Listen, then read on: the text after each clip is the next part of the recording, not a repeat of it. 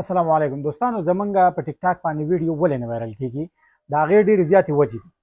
دوستانو، موږ بار بار لګیا یو ټیک ټاک ته ویډیوز اپلوډ کوو او ویډیو نه وایرل کیږي.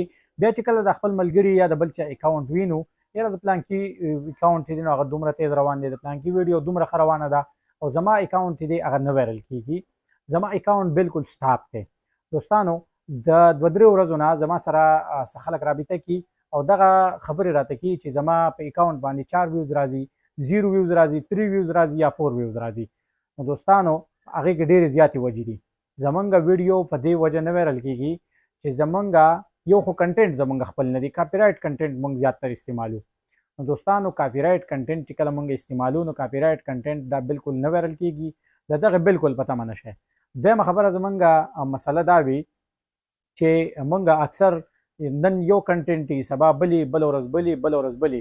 زمونږ ریګولر یو کنټینټ نه دی چې مونږ یو لار نیولې ده، یو سید مونږ نیولې دی. مونږ په یو لاین باندې نه یو روان. مونږ نن میډیکل ته دانګو، سبا آرټس ته دانګو، انجینرینګ ته دانګو. نو مونږ هغه زمونږ هغه لاین چې دی هغه ګډوډ دی. دوستانو، کله چې تاسو یو منزل ته ځئ او تاسو ټارګټ ځان ته د یو ځای ایښي، نو په هغې کې به تاسو مکس ګډوډو کلو ته نه ځئ، بلکې سیده به تلل غواړي. نو تاسو به خپل منزل ته رسئ. که چېرې تاسو داسې مکس ویډیوز ورکوئ نو په هغې باندې ستاسو اکاونټ چې دی دا وایرل کېږي نه، بلکې دغه اکاونټ چې دی دا فلاپ کېږي.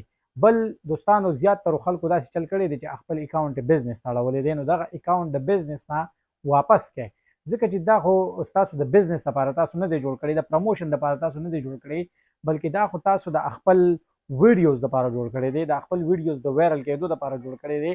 نو که چېرې تاسو غواړئ چې زمونږ ویډیو وایرل شوی، نو تاسو ته به په دغه خبرو باندې عمل پکار وي.